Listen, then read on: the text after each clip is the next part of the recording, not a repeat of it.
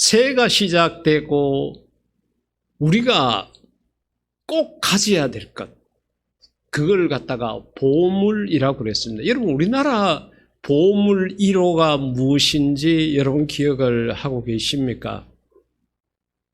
동대문이라 그래요. 일제시대 때에 지정한 것이기 때문에 별 의미가 없다, 이걸 바꿔야 된다, 그런 이야기가 나오지만 일단은 국가에서 정한 보물은 그렇습니다. 여러분, 가정의 보물은 무엇입니까? 여러분, 개인의 보물은 무엇입니까? 우리 각자가 보물이 다 있습니다. 그리고 그 보물을 때로는 지키기 위해서 우리는 많은 시간, 많은 노력, 많은 돈을 투자하기도 합니다. 그렇다 그러면은 예수님을 믿는 사람으로서, 내가 신자로서 가져야 될 보물이라는 것이 무엇일까? 그랬을 때 오늘 우리는 본문 말씀을 통해서 믿음이라는 것이다 라는 것을 우리가 말씀 속에서 생각을 해보고자 합니다. 과연 여러분들의 보물 1호가 믿음인지 이제 한번 생각을 해봐야 됩니다. 그러면 보물은 아니더라도 내게 있어서 믿음이라는 것은 순위를 매긴다 그러면은 몇 번째가 되는지도 한번 생각해 볼 필요가 있습니다. 자, 오늘 이 보물이라는 것이 어디서 생기느냐? 여러분, 우리 미얀마에 그 협력 선교사님이 계시지만 미얀마 땅은 북한처럼 개발이 많이 되지 않았습니다. 북한은 자체적으로는 개발을 하지를 못했지만은 옆에 있는 중국이 자꾸 북한을 어떻게 보면은 꼬드기는 거죠. 이거 줄게, 저거 줄래, 이런 식으로 해가지고 북한은 당장 먹고 살기 어렵고, 그러니까 백두산도 한 3분의 2를 중국에게 내줬습니다. 그러니까 중국은 장백산이라고 이름을 붙인 거예요. 그래서 지금 남북이 분단되어 있는 상태에서 우리가 백두산을 구경 간다 하면 전부 다 중국으로 가가지고 장백산을 보고 오는 거예요. 왜 그랬느냐? 중국이 자기네들이 가지고 있는 걸 갖고 북한을 꼬드겨서 그걸 얻어간 거예요. 그것처럼 북한에 수많은 지하 자원이 있는데 이걸 지금 거의 다 중국이 거의 다 빼가고 있습니다. 그런데 미얀마 땅에도 역시 그렇습니다. 미얀마는 중국하고 그래도 북한보다는 거리가 있어가지고 덜하지만은 미얀마 땅에 있는 수많은 지하 자원들, 그 가운데 거기는 보석이 상당히 많이 있습니다. 그걸 아직까지 캐내지 못했어요. 그런데 그 사람들이 알지도 못해요. 이게 그냥 돌 하나로만 생각을 하고 이렇게 있었습니다.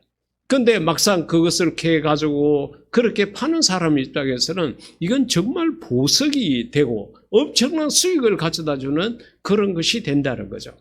그런데 그 보석을 캐기 위해서는 산을 뚫고 들어가고 지하 갱도까지 들어가야 됩니다. 정말 어렵고 힘든 작업을 해야 되는 거예요. 그렇다 그러면은 우리가 보물이라고 생각할 수 있는 이 믿음이라는 것은 어느 산을 뚫어야 되고 어느 강바닥을 뒤집어야 되고 어느 바닥까지 가야 될까요? 성경은 그 보물인 믿음을 얻는 길이 아주 쉽다는 것을 우리들에게 이야기를 해주고 있는데, 로마서 10장 17절에 믿음은 들음에서 난다고. 그럼 뭘 들어야 되느냐? 들음은 그리스도의 말씀으로 말미암는다. 다시 말하면은 예수님의 말씀을 들음으로 말미암아 믿음이라는 것이 생기게 된다. 그같이 이야기를 한 거예요. 여러분, 믿음을 만약에 판다고 그러면은 돈이 얼마 있어야 살까요? 그리고 그렇게 된다 그러면 돈 많은 사람은 믿음이 크게 되겠죠.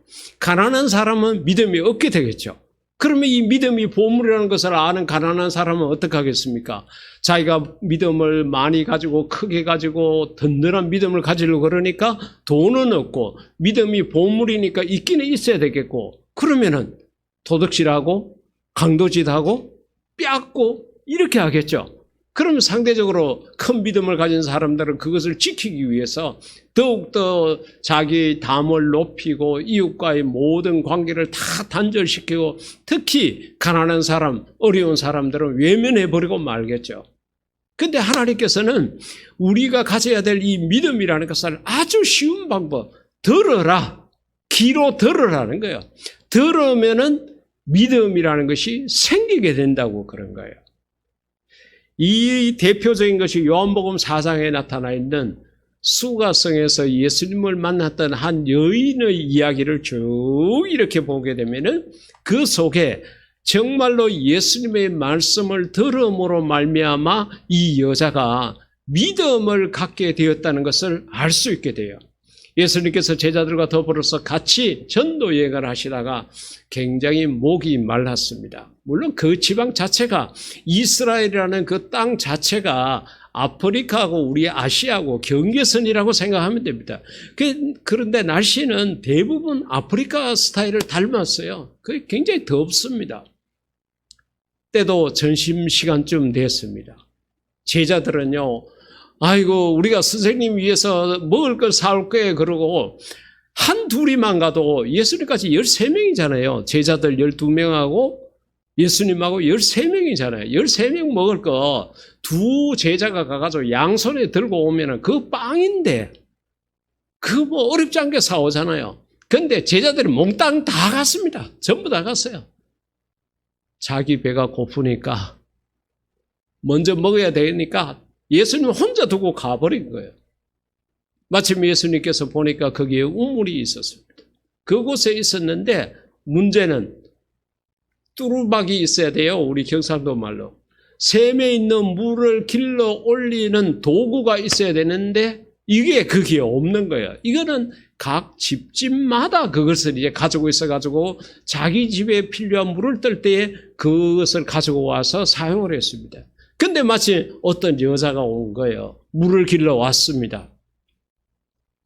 물을 하루 가운데 아침에 제일 많이 쓰지 않습니까? 몸을 씻기도 해야 되고 음식을 만들기도 해야 되고 막 그렇게 하는데 그렇기 때문에 아침이 되면 그 우물가가 정말 복닥복닥거리고 사람들이 많았을 건데 이 여인은 그 점심시간대에 낮에 뭐 다른 사람이 오는 것도 아니고 혼자서 물을 길러 온 거예요. 그래서 예수님께서 그에게 물을 좀 달라 이렇게 해서 이제 예수님과 이 여인과의 이야기가 계속됩니다. 그래서 물을 달라고 그러니까 그 여자가 제일 먼저 예수님 보고 하는 이야기가 당신은 유대인인데 어떻게 우리 같은 사람 보고 나는 유대인이 아니지 않습니까? 오히려 당신들이 무시하는 사람인데 사마리아 사람인데 어떻게 나에게 물을 달라고 그러냐고. 처음에는 예수님을 유대인이라고 그럽니다. 그러다가 예수님과 계속적으로 이야기하고 그러다가 그 다음에는 주여라고 이야기를 하게 됩니다. 이것은 우리가 생각하는 주님이라는 개념이 아니라 그저 상대방에 대한 존칭, 선생님 이런 의미로 이제 사용을 하는 그런 단어였습니다. 유대인에서 주라고 그럽니다. 그러다가 이제 나중에 이야기가 막 되다가 남편 이야기가 나오게 되고요. 남편이 없다고 그러니까 예수님께서 넌 남편 5이 있었으나 이렇게 이야기하면서 그 여자의 과거에 대해 가지고 다 아는 풀스토리를 다 알고 계시는 것처럼 너 남편이 5이나 있었다 이렇게 이야기를 하게 되니까 그때는 이 여자가 뭐라고 답을 하는가 하면은 당신은 선지자이로소이다.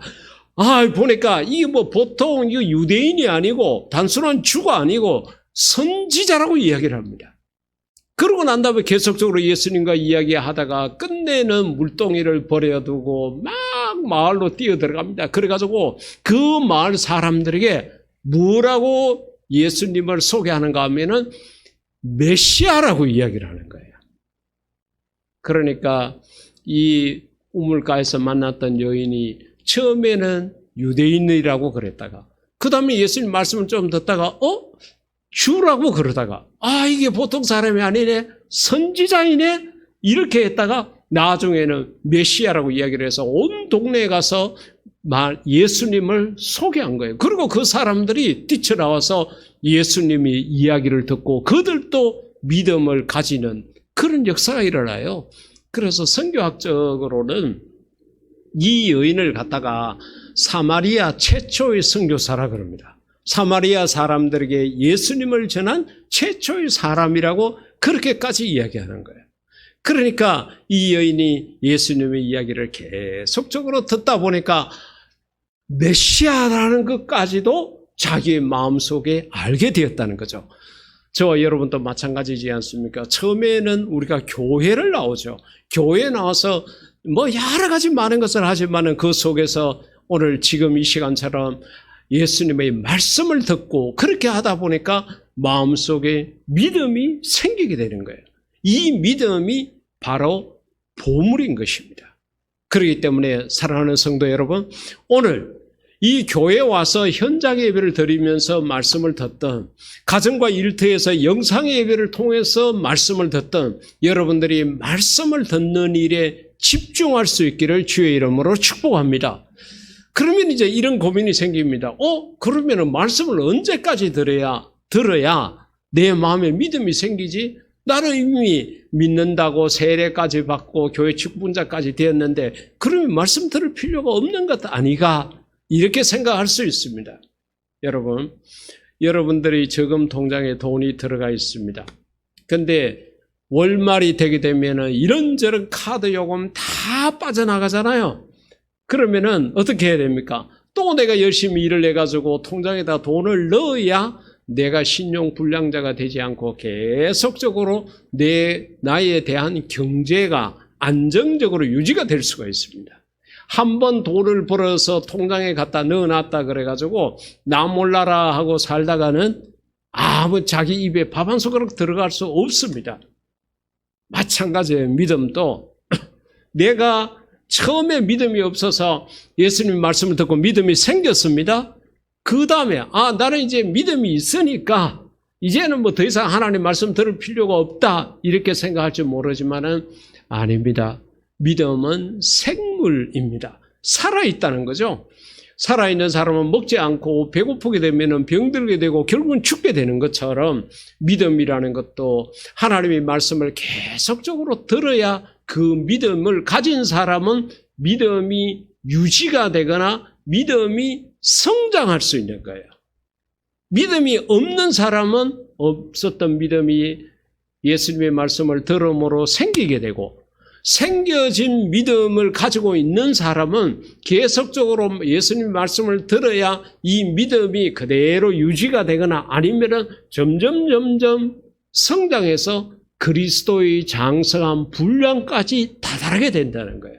그렇기 때문에 사랑하는 성도 여러분, 하나님 앞에 서는 그 시간까지 여러분들은 수단과 방법을 가리지 말고 어떻게 하든지 주의 말씀을 듣는 데 집중해서 여러분들의 믿음은 시간이 가고 날이 갈수록 더욱 성장할 수 있기를 주의 이름으로 축복합니다.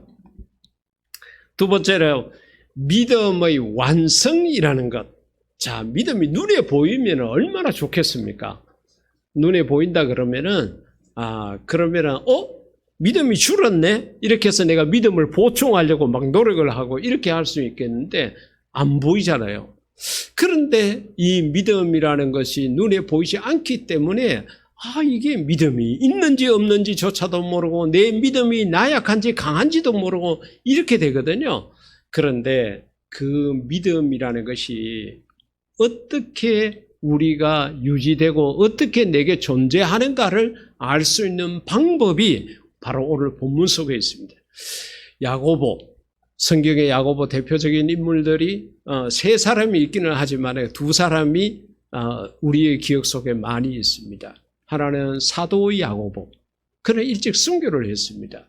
오늘 이 본문에 나타나 있는 이 야고보서의 야고보는 예수님의 동생입니다. 자기 형이 메시아라는 사실을 언제 믿었는가 하면은 예수님이 부활하시고 난 다음에야 정말로 우리 형이 메시아가 맞았네. 그때서야 믿음을 갖고 그 다음에 정말로 예수님을 전하는 그런 전도자가 되었습니다. 그래서 그는 에베소 교회 또 나중에는 예루살렘에 있는 교회의 큰 지도자가 되기도 했던 사람인데 이 야고보가 했는 이야기를 쭉 이렇게 보면요. 실질적인 것을 굉장히 많이 이야기했습니다. 가령 믿음이라는 것에 있어서도 오늘 막 단호하게 이야기를 합니다. 오늘 본문 마지막 절에 행함이 없는 믿음은 죽은 믿음이다. 이렇게까지 막 단호하게 이야기를 하거든요. 그런데 여기서 야고보는 아브라함이라는 사람하고 기생 라합이라는 사람하고 두 사람을 예를 들어서 이야기를 합니다. 아브라함은 우리가 너무도 잘 알지 않습니까? 아브라함의 별명이 믿음의 조상. 우리가 그렇게 이야기할 만큼 아브라함의 믿음에 대해서는 더 이상 이야기할 게 없습니다. 그런데 라합이라는 여자, 술을 파는 여자였습니다. 주막집을 운영하는 어떻게 보면은 소상공인, 요즘 말로 말하면 그랬습니다. 근데 교회를 가본 적도 없고 예수님을 만난 적도 없었습니다. 그런데 그가 예수님에 대한 분명한 믿음을 가지고 있었어요. 술집에 오는 많은 사람들의 이야기를 종합적으로 듣고 난 다음에 그 예수라는 자가, 그 하나님이라는 분이 어떤 분인가 하는 것을 자기 나름대로 알고 있었어요. 그래가지고 나중에 그 정말 첩보원 두 사람이 그곳에 왔을 때 숨겨주는 일을 하잖아요. 그때에 그렇게 이야기를 합니다. 그들에게 내가 당신들을 숨겨줄 테니까 당신들이 나중에 우리 마을에 왔을 때 나를 기억해달라. 나는 죽이지 말아달라. 나를 살려달라. 그렇게 이야기를 합니다. 그러니까 이 첩보원들이 그렇게 하겠다고, 그러면은 당신이 사는 집에 지붕에서부터 천을 가져다가 내려놔라. 그러면 내가 군인들한테 이야기가 그 천이 내려져가 있는 그 집은 공격하지 말라고 오히려 살려주라고 내가 이야기하겠노라. 그와 같이 이야기를 합니다. 그때의 그 대화 속에서 이 기생 라합이 뭐라고, 하나님에 대해서 뭐라고 이야기하는가 하면은 상천하지의 하나님, 이렇게 표현을 해요. 여러분, 우리도 그런 표현을 잘하지 않지 않습니까? 근데 이 여인이 술집에 오는 사람들의 이야기를 듣고 예수님에 대한 믿음, 하나님에 대한 믿음을 가졌는데, 하나님을 갖다가 그래서 내가 안 만나봤으니까 모르겠다, 이게 아니라 상천하지의 하나님이라고 그러고, 자기가 그 스파이들을, 그 첩보원 두 명을 그렇게 숨겨준 게 들키게 되면은 자기가 그 자리에서 죽습니다. 목숨을 걸고도 그들을 숨겨주었던 것은 이가 예수님에 대한 분명한 믿음을 가지고 있었기 때문이라는 것입니다. 사랑하는 성도 여러분, 우리가 이 세상에서 많은 이야기를 듣고 그렇게 지낼 수 있지만은 정말로 우리는 그 이야기 가운데 예수님에 관한 이야기를 귀담아 들어서 이 기생 라합보다도 더 큰 믿음을 가지는 그런 자가 되기를 주의 이름으로 축복합니다.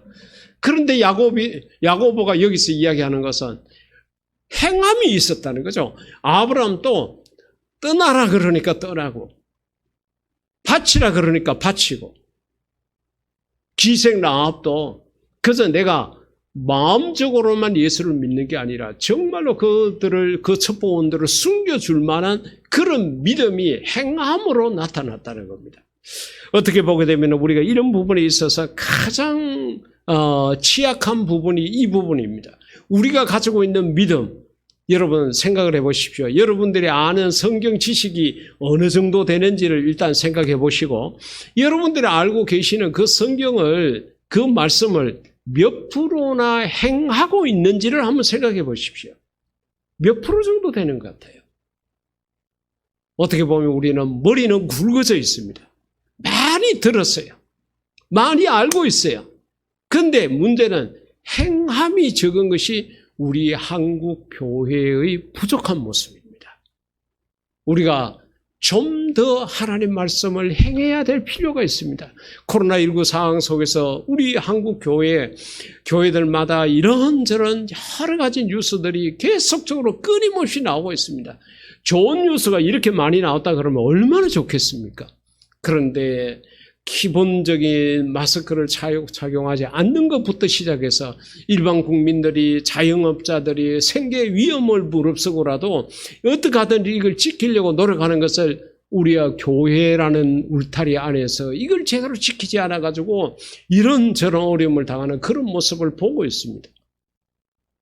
한국 교회가, 아니, 우리 믿는다고 하는 우리 한국 교인들이 성경을 지식적으로 많이 알지는 모르지만은 행동하는 것은 적다는 거예요. 지금 우리 한국 교회가 만약에 어떤 영적 운동을 해야 된다 그러면은 알고 있는 말씀을 실천하자, 행해보자. 이런 운동이 아마 일어나야 될 것 같아요. 그래서 제대로 된 믿음이라는 것은 행함이 따라야 된다. 이것을 우리가 머릿속에 기억을 하시고, 성도 여러분들이 지금 또 어렵고 힘든 가운데지만은 하나님 말씀 때문에 이렇게 저렇게 노력하고 계실 줄로 알지만은 시간이 가고 날이 갈수록 더욱더 하나님 말씀을 많이 행하는 자가 되어서 야고보로부터 고발을 당하지 않는 참된 성도, 진정한 성도, 하나님이 인정하는 믿는 자가 되기를 주의 이름으로 축복합니다. 그러면은 왜 이 믿음이라는 것이 보물일까요? 우리가 보석이라는 것을 가지게 되면은 많은 돈을 우리가 얻을 수 있지 않아요? 만약에 많은 돈을 얻을 수 없다 그러면 그거는 보석이 아닐 것입니다. 믿음이라는 것이 왜 우리들에게 보물인가 하면은 이 믿음이라는 것이 우리에게 영생을 가져다 주기 때문에 그렇습니다. 요한계시록 20장 4절 이하의 말씀 가운데 이렇게 보게 되면은 믿음의 큰 열매가, 믿음의 마지막 열매가 뭐냐? 여러분, 믿음으로 말미암아 우리가 병 고침을 받을 수도 있고, 믿음으로 말미암아 물질적 복도 받고 마음의 평안도 얻고 여러 가지 많은 것을 얻을 수 있지만은 믿음의 보석이라는 보물이라는 것이 우리들에게 가져다주는 제일 큰 것, 마지막으로 우리들에게 주는 열매는 바로 영생, 영원히 사는 것이라는 거죠. 그래서 요한계시록 20장 이 4절 이하 말씀 가운데 보게 되면은 우리가 나중에 영생을 얻게 된다는 것을 이야기하면서 그랬어요. 많은 사람들이 마지막 때에 예수님 때문에 목배임을 당한 자, 그걸 가져다가 쭉 이제 4절에서 이야기를 합니다. 그렇게 해서 하나님의 말씀 때문에 목배임을 당한 자들의 영혼, 이거는 결국은 하나님의 말씀을 전하다가 순교한 사람들, 그걸 이야기를 하죠. 지금 이 시간에도 북한, 중국, 무슬림, 이스라엘 땅까지 그 외 많은 지역에서 예수님을 믿는다는 것 때문에 어려움을 당하는 그런 성도들이 정말 많이 있습니다. 우리가 알지 못하는 곳에서도 복음을 전하다가 순교하는 선교사들이 참 많이 있을 것입니다. 바로 그런 자들, 또 짐승과 그의 우상에게 경배하지 않고 우상을 섬기는 일에 세상과 타협하지 않고 믿음을 지켰던 이런 자들이 나중에 다 그리스도와 더불어서 1000년 동안 왕노릇한다고. 우리가 여러분 1, 2년, 여러분들이 만약에 10년 정도 대한민국 대통령을 한다고 생각을 해보십시오. 대단하지 않겠습니까? 그런데 1000년 동안 대한민국의 대통령이 아니라 온 세상을 다스리는 왕, 그런 왕노릇을 한다 그러니까 이것만 하더라도 엄청 큰 거죠. 이게 바로 믿음이 있는 사람이 그런 걸 하게 된다는 거예요. 그래서 우리 아동부 아이들이 부르는 노래 찬양 복음성가 가운데는 그런 게 있잖아요. 왕왕왕왕 나는 왕자다. 공공공공 나는 공주다. 그것이 바로 2000년 동안 왕노릇하는 이것을 두고 이야기를 한 것입니다. 그런데 여기서 끝나지 아니하고 둘째 사망이 없다고 뒤에서 이야기를 하고 있어요. 둘째 사망이 그들을 다스리는 권세가 없고 6절에 그와 같이 이야기했는데, 여러분 사람은요 우리가 어머니 뱃속에서 10개월 있었잖아요. 이 세상에 나와서 이제 대한민국 같으면 한 100년 산다고 이제 그러잖아요. 100년 살다가 그 다음에 우리가 이 땅에서 죽죠. 몸이 죽습니다. 몸은 죽고 영은 안 죽어요. 몸이 죽어가지고 몸은 예수를 믿는 사람이든 믿지 않는 사람들 전부 다 무덤으로 들어갑니다. 대한민국 같으면 거의 다 뭐 땅속으로 다 들어가서 화장해서 뿌려지든지 어떻게 하든지 간에 하여튼 그것을 무덤 속으로 들어간다고 우리가 생각을 했을 때에 무덤 속에 들어가 있다가 나중에 예수님께서 오시게 되면은 우리가 예수님을 믿고 죽은 자들, 믿음 안에서 잠자는 자들이라고 성경에 이야기하기도 했는데 다 살아나요. 전부 다 부활이 되는 거예요. 그렇기 때문에 이 땅에서 예수를 믿는 사람은 살면 좋고 죽으면 더 좋아요. 왜? 이 세상에 이렇게 여러 가지 어렵고 힘든 거 고생 끝이잖아요. 그리고 그저 주님 오실 날만 기다리면 되게 되니까. 그러다가 주님 오시게 되면은 몸이 다시 사는 것과 영원히 사는 것을 믿사옵나이다. 우리가 사도신경 고백에 그렇게 하잖아요. 그래서 우리 몸이 다시 살아나요. 살아날 때는 지금과 같은 몸이 아닙니다. 아프지 않고 병들지 않고 늙지 않고 그런 몸은 영광스러운 몸, 정말로 존귀한 몸으로 부활이 돼가지고 주님과 더불어 영원히 살게 되는데 이것이 영생이라는 겁니다. 반드시 이 스케줄 안에 저와 여러분이 들어갈 수 있기를 주의 이름으로 축복합니다. 그러면 둘째 사망이라는 것은 무엇인가 하면은 예수 안 믿는 사람들의 문제예요. 공중에 예수님이 오시고 난 다음에 예수 믿는 사람들 전부 다 이제 휴거된다 그러죠. 다 무덤 속에서 잠자던 자들이 일어나서 다 올라가고 난 다음에 예수님을 믿지 않는 사람들만 남았어요. 이들도 부활을 시킵니다.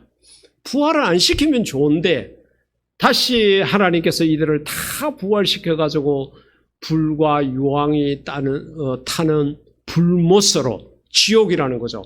그곳에 보내게 됩니다. 그곳에 보내가지고 자기가 이 땅에 살면서 지은 모든 죄에 대한 대가를 그 불못에서 다 받게 하는 거예요. 그러니까 죄를 많이 지은 사람은 오래 타겠죠. 그 불못에서 가장 행복한 것은 죽는 것인데 거기도 죽음이 없어요. 어떻게 보면 예수 믿지 않는 사람들도 부활되고 죽음이 없다 그러면 이상하게 생각할지 모르지만은 그래요. 그들도 부활이 돼가지고 하나님이 그렇겠죠. 내가 너희들의 모든 죄를 다 사해 준다고 내 아들 독생자를 보내고 믿으라 했는데 안 믿었지. 그래, 그러면 네가 지은 죄 네가 감당해봐. 결국은 그 불못에서 그 지옥에서 그 죄를 다 감당하고 난 다음에 그들은 죽게 되는데 그것을 둘째 사망이라고 그런다는 거예요. 그렇기 때문에 예수를 믿는 사람들에게는 이 둘째 사망이 없는데 이 둘째 사망이 없는 사람들이 어떤 사람들이냐? 바로 믿음이라는 보물을 가진 자들이라는 거예요. 그래서 이 믿음이 보물인 것입니다. 사랑하는 성도 여러분, 저는 새해를 시작하면서 세 가지 보물을 여러분들에게 말씀을 드리려고 준비를 해놨는데 그 첫 번째 보물이 오늘 말씀드린 믿음입니다. 이 믿음이라는 것은 정말 중요합니다. 저는 이 코로나 상황 속에서 우리 성도 여러분들을 향해 가지고 가장 걱정하고 염려하고 기도하는 것 중에 하나가 어떻게 하든지 우리 성도들 가운데는 믿음을 잃어버린 자가 없게 해달라고. 이 땅에서도 살면서 아둥바둥 그렇게 고생하고 힘들게 살았는데 죽어서 믿음이 없어가지고 또 유황불의 지옥에 가서 자기가 지은 죄를 다 감당한다 그러면은 그 인생이 얼마나 불쌍하냐. 여러분 그렇지 않아요? 그래서 저는 영적으로 여러분들을 지도하는 영적 지도자로서 제일 중요하게 생각하는 게 우리 성도들이 믿음을 잃어버리지 말아야 되는데 이게 제일 걱정이에요. 사랑하는 성도 여러분들도 이미 가지고 있는 믿음, 어떻게 하든지 하나님 말씀 듣는 것에 집중을 하셔가지고 이 믿음을 잘 유지할 뿐만 아니라 오히려 믿음을 성숙시키는 자가 되고 내가 믿음이 있는가 없는가를 확인하기 위해서 여러분들 그 믿음에 행함을 더해가지고 입으로만의 믿음이 아니라 머릿속의 믿음이 아니라 실제적으로 여러분이 몸으로 실천하는 믿음을 가져서 야고보가 행함이 없는 믿음은 죽은 믿음이라고 이야기했을 때 내가 뜨끔하지 않고 그래 그게 맞아 전에는 내가 그래서 그러나 지금은 자신이 있어. 지금이라도 주님이 오신다면은, 지금이라도 내가 하나님 부르신다면 나는 떳떳하게 하나님 앞에 설 수 있는 그런 믿음의 사람이라는 영적 자부심을 갖고 살아가는 그런 저와 여러분이 될 수 있기를 주의 이름으로 축복합니다. 이 시간 우리 다 같이 기도할 때에 여러분의 믿음을 위해서 기도하십시오. 하나님, 내가 가지고 있는 믿음을 까먹는 자가 아니라 말씀을 듣는 일에 집중해서 이 믿음을 더욱 성숙시켜서 믿음의 보물을 더 크게 할 수 있게 해달라고 기도하시겠습니다.